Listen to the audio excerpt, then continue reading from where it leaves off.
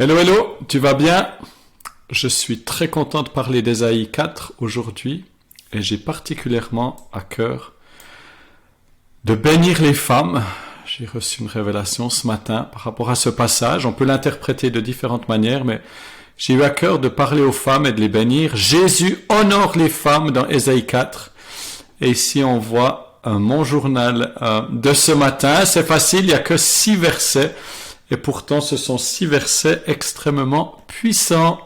Le verset 1 nous parle de ces femmes, 7 femmes qui vont vers un seul homme et qui lui disent, eh bien, fais que nous soyons ta femme, nous voulons porter ton nom, enlève notre opprobre. Et je sentais Jésus qui s'adressait aux femmes célibataires, mariées, divorcées, veuves, et qui leur disait qu'il allait ôter l'opprobre, qu'il allait leur donner une identité, un nom, une lignée, une descendance, que ce soit physique ou spirituelle. Ésaïe 61, verset 7. Au lieu de la honte, la double portion. Luc 7, 37 à 38, la pécheresse qui oint de parfum les pieds de Jésus. Jésus qui dit, tu m'honores en tant que femme. Ces femmes donc qui cherchent un nom à porter, une lignée, une appartenance. Et je crois que ça nous fait penser à beaucoup de femmes d'aujourd'hui, que Jésus est là pour ces femmes d'une manière particulière. Au verset 2, il est parlé du germe. Le germe, c'est Christ. C'est un de ses titres. Et ce germe, on peut voir qu'il produit la magnificence, le fruit, la beauté. Tout comme cette femme vertueuse de Proverbe 31. Lorsqu'on pense à ce germe, on pense à cette semence qui doit mourir et ensuite qui ressuscite et qui commence, comme je l'ai illustré ici très simplement, c'est caché et il y a une résurrection.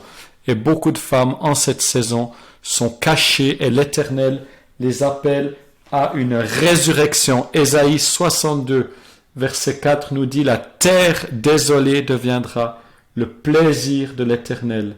Ésaïe 54, verset 1. Les fils de la délaissée seront plus nombreux que les fils de celle qui est mariée. Osée 2, 2,16, 2,17, 2,18, tu m'appelleras mon mari. La vraie religion, nous dit Jacques 1, 27, c'est de visiter les veuves. On continue au verset 3. Les restes de Jérusalem seront appelés saints. Ça me fait penser à ce passage de Matthieu 15, 27 qui dit « Le pain des enfants le jette-t-on aux chiens et parfois les femmes sont méprisées, ne sont pas traitées avec dignité. Et l'Éternel, le germe, dit « Je te donne un nom, une appartenance, ce pain, Jésus, le pain de vie, je te le donne, reçois-le. » Au verset 4, il y a le rouar de Dieu. Et ici, ce souffle, le Saint-Esprit de Dieu, je le vois comme un souffle, comme un vent, comme l'Esprit qui vient souffler. Et c'est un souffle de justice.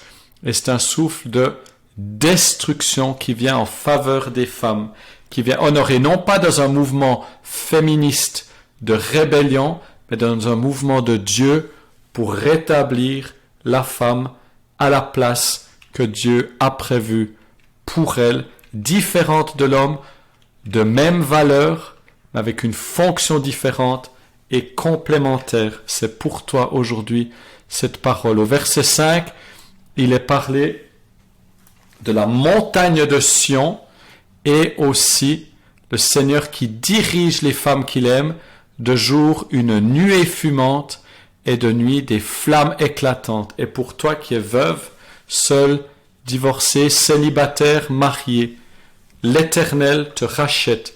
Il est ce germe, il te nourrit et il te conduit, tantôt d'une manière, tantôt d'une autre, pour monter à la montagne de Sion, qui est la montagne de la joie, la montagne de la justice, la montagne de la louange et de la célébration.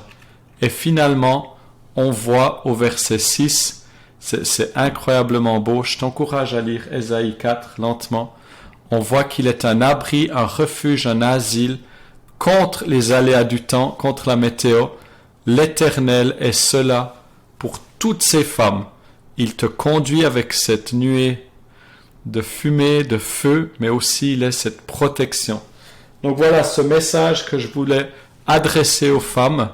Je l'ai reçu, je ne le cherchais pas autrement, mais que l'Éternel donne une dignité, que la dignité pour la femme se trouve dans l'Éternel. On peut avoir des rêves, des plans, et c'est bon, et c'est important, mais premièrement, la dignité est donnée par Jésus, le germe ressuscité pour les femmes, et il amène la justice, le rouach de Dieu, ce feu destructeur, ce feu de justice, pour conduire les femmes et aussi pour être leur abri, leur refuge, leur maisonnée. Voilà un petit peu ce que j'ai reçu.